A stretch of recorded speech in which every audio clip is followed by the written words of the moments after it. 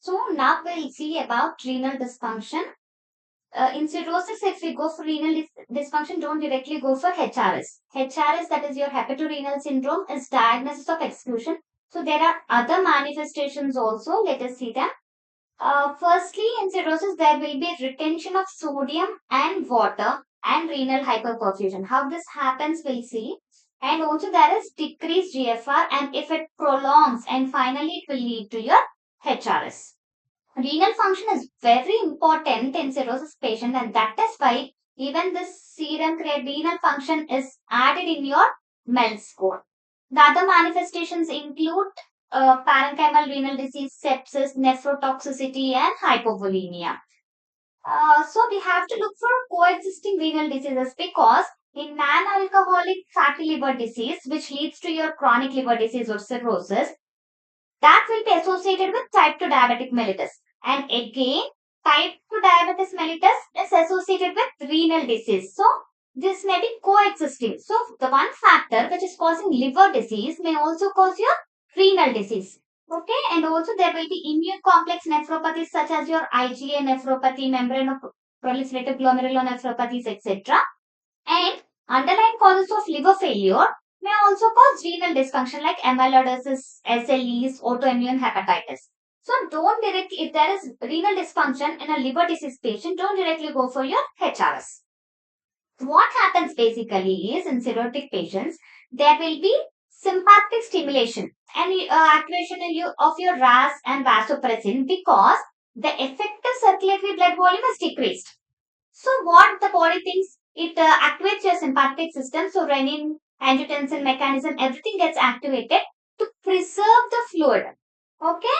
So there will be saving of salt and water, and there will be decreased renal perfusion also.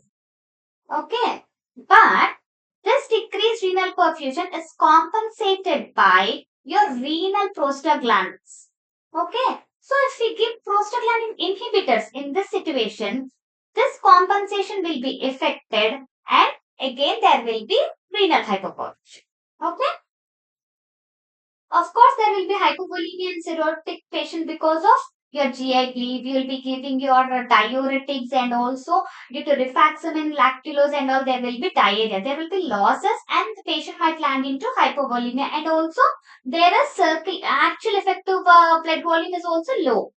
But in this patient, we cannot assess the actual intravascular volume because they're already overloaded. And the measured central filling pressures, they reflect the elevated intra-abdominal pressure because of ascites, and also the serum creatinine levels will not correctly estimate the GFR because of decreased muscle mass. So we cannot rely solely on serum creatinine and also your central filling pressures. So what we'll do is, first we'll stop the diuretics and we'll give volume expansion with albumin, and we'll see if there is any improvement or not. If there is no improvement, then we'll think of HRS. This is on a cross. So let us see about HRS per se.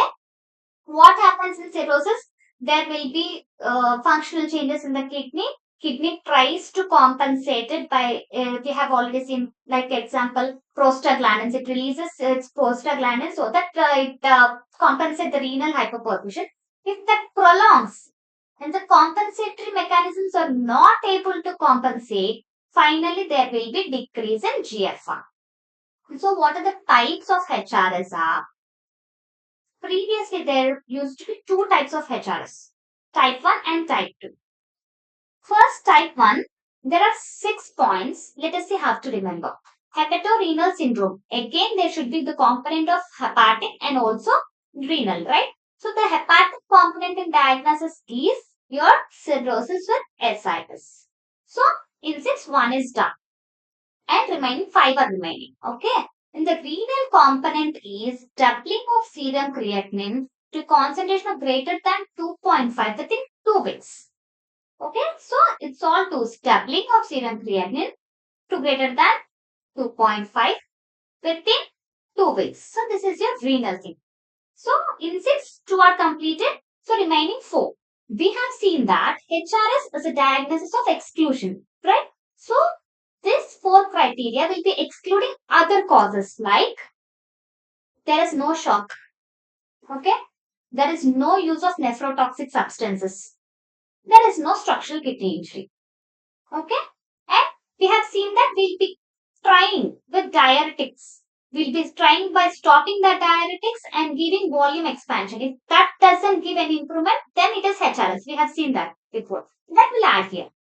Okay, so in total 6, one is hepatic component, which is your cirrhosis with ascites. One is doubling of serum creatinine within 2 weeks for greater than 2.5. All twos done. How we'll diagnose? Previously, we have seen that we'll be stopping diuretics and we'll be giving the volume expansion. Then also, if it doesn't have any response, then it is HRS. 3 done. For the remaining causes like no use of nephrotoxin, no structural kidney injury, no shock. So this is your HRS type 1. HRS type 2 is gradual increase in serum creatinine. That is increase in serum creatinine within 2 weeks. This is still more gradual increase in serum creatinine and not meeting the above criteria. So HRS type 1 and type 2, if we learn the type 1 6 criteria, we can easily write about type. This is new one. New HRS aka HRS and AKI. Again, your HRS and AKI are divided into 2, AKD and CKD. Okay. In the new thing, what is the changes? The increase in serum creatinine greater than 0.3 mg per dl within 48 hours. Okay, we can't wait for 2 weeks. Okay, I'll be waiting for 2 weeks. I'll see this raise in serum creatinine, then I'll diagnose HRS, then I'll treat for HRS. No, right? So, increase in serum creatinine greater than 0.3 mg per dl within 2 days or 48 hours. And the remaining are same. Only this first point is changed and the remaining things are same. And coming to the second type, which is again divided into AKD and CKD. Firstly, let us see about AKD. In this, we'll be seeing estimated glomerular filtration rate less than 60 ml per minute per 1.73 meter square for less than 3 months. This is acute, right? So, in less than 3 months, in the absence of other kidney disease causes, and the percentage increase in serum creatinine is less than 50%. Okay, but coming to chronic, it is same. The estimated GFR is less than 60 ml, but it is for greater than 3 months. Okay, so first we'll learn about HRS type 1. From that, we'll be writing HRS type 2. And from HRS type 1, we'll make a small change about serum creatinine that is greater than 0.3. Increase of serum creatinine greater than 0.3 mg per dl in 2 days for HRS AKI. And from that, we'll go for HRS NAKI in that 2 types, acute and chronic. Acute is less than 3 months and chronic is greater than 3 months or decrease of GFR less than or equal to 60 ml per minute or 1.73 meter square. Okay, this is just remember this table. So most of your question will be completed here. Coming to pathophysiology, what actually happens from liver to kidney failure? Okay, so everything we are reading in the same way, right? From liver to lungs, what happened? From liver to CNS, from liver to kidney. In cirrhosis, obviously there are circulatory changes. That means there is increased intrahepatic vascular resistance. There is decreased effective blood volume, right? Due to splanchnic vasodilation. So, this splanchnic vasodilation causes decreased in effective blood volume and decreased your pressures. Okay, your SBP is decreased. What happens for this response? There will be systemic vasoconstriction and also activation of your RAS mechanism. Because the body thinks there is no volume. Okay. So there will be sodium and water retention and also renal vasoconstriction. So kidney don't constrict itself. It preserves the sodium and water. And finally, if that prolongs, there will be decreased renal blood flow also. Initially, the GFR is maintained by renal prostaglandins. There will be vasodilatation, so the GFR is maintained. If this prolongs due to progression of liver disease or if we use NSAIDs, finally the kidney's GFR will be decreased and it will land into your AKI. Apart from this, there is another reason because There is another reason, which is in cirrhosis there is increased ammonia. What this ammonia does is it interrupts the conversion of argil into nitric oxide, and there will be decrease in nitric oxide. Decreased nitric oxide causes again your AKI.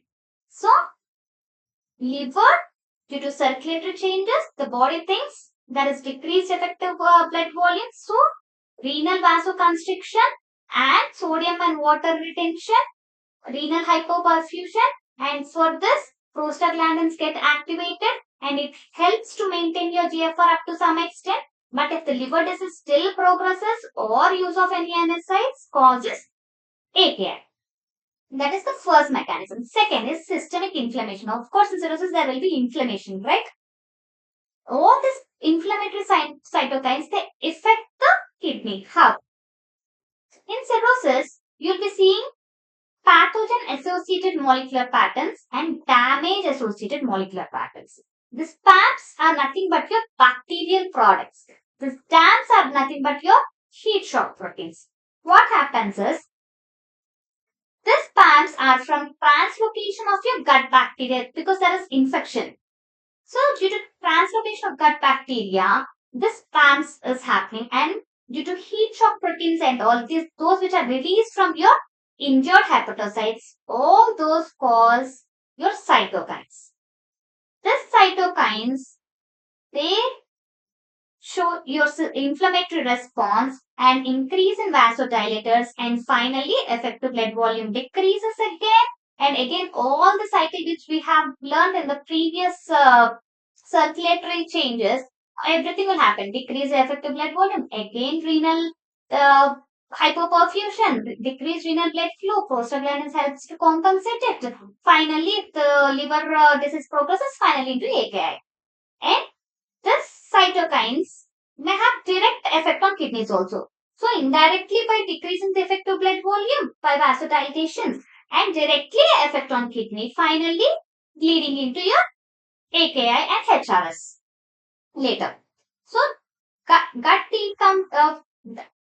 decontamination is very important in renal dysfunction because it prevents this translocation. Okay. Coming to other mechanisms, in cirrhosis there is increased total serum bilirubin, right? This has direct toxicity to the tubules. So we have to use your or sodium-oxycholic acid.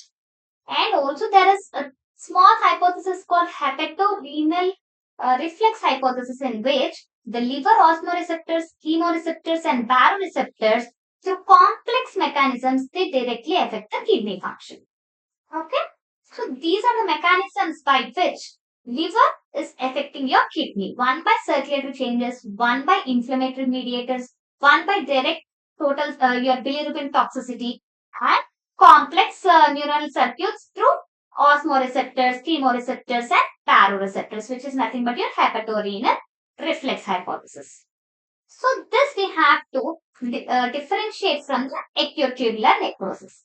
So what are the risk factors for HRS are spontaneous bacterial peritonitis and large volume paracentesis. So these two we have to prevent by using antibiotic prophylaxis, and during large volume paracentesis we have to administer albumin, because this albumin, apart from volume expansion, it also has anti-inflammatory and antioxidant properties. So diuresis has to be in a gradual manner. We have to measure daily body weight, and also in patients with both ascites and peripheral edema, there shouldn't be greater than 1 kg per day loss, and whereas in patients with ascites alone, there shouldn't be greater than 0.5 kg per day loss. Okay, so the weight loss should be measured. For both, if there is ascites and edema, shouldn't be greater than 1 kg per day, and for ascites alone, should be greater than 0.5 kg per day. So coming to management, we can't wait for doubling of serum creatinine for 2 weeks, and also first we'll remove the diuretics, we'll give one fluid challenge. If that is unsuccessful, we'll go for specific treatment. That includes vasoconstrictors and albumin infusion. Okay. Firstly, terlipressin, it is synthetic vasopressin analog.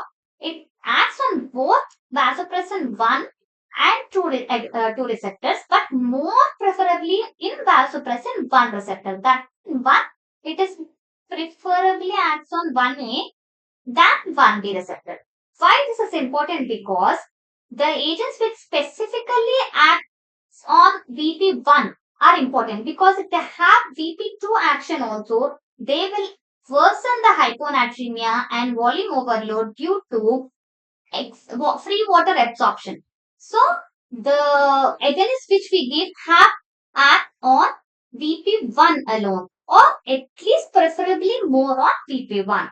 There is selective VP1A receptor and agonist celipressine, but it is still under study. So we'll be going with terlipressin.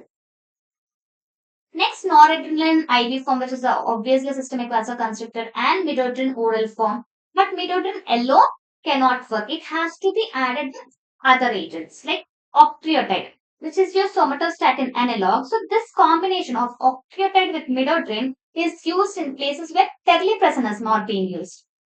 And coming to albumin, it has multimodal action. We have already seen for volume expansion, anti-inflammatory action, antioxidant action and all. So we'll be combining terlipressin with albumin for an effective treatment. In place of terlipressin, we can also use noradrenaline, but we have to monitor it properly in an ICU stay with the central line. So side effects of drugs include, for terlipressin, we have to monitor for ischemia in skin, peripheries, tongue, fingers, etc., and should be avoided in patients with CAD and peripheral vascular disease. There may be pulmonary edema, abdominal pain, and diarrhea side effects. For norepinephrine, of course, we know that arrhythmias may occur, both brady and tachyarrhythmias may occur. Anxiety, nausea, vomiting may present. For midodrine and octreotide, there will be bradyarrhythmias, hyperglycemia, cholelithiasis, and paresthesias. So this, apart from this, there are other treatment modalities like TIPS, renal replacement therapy, liver transplant. But in long-standing cases, liver transplant alone cannot reverse your HRS. So in them, we have to do both liver and renal transplant. And there is a newer drug under studies called cerilaxin, which is recombinant human relaxin 2. It acts directly on renal vasculature, increases your renal blood flow, and decreases renal vascular resistance, so that by improving renal perfusion. So this on a whole is your HRS. So we learned about diagnosis and types of HRS, and pathophysiology, how the liver is causing your HRS, and finally the treatment modalities. So this is a separate question. So we have to learn the table and mainly the pathophysiology and the management.